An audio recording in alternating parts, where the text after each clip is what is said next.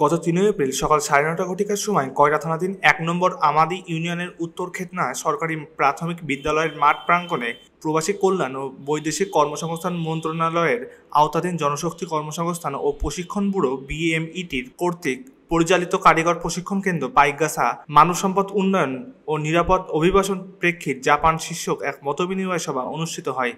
উক্ত মতবিনিময় সভায় প্রধান অতিথি হিসেবে উপস্থিত ছিলেন জনাব মোহাম্মদ আশরাফ হোসেন, জনশক্তি কর্মসংস্থান ও প্রশিক্ষণ ব্যুরো বিএমইটি এর অতি মহাপরিচালক যুগ্ম সচিব ও উক্ত মতবিনিময় সভায় বিশেষ অতিথি হিসেবে উপস্থিত ছিলেন জনাব শাহিনুজ্জামান সহ প্রমুখ। উক্ত মতবিনিময় সভাটি বেলা ২ ঘটিকার দিকে শান্তিপূর্ণভাবে শেষ হয়।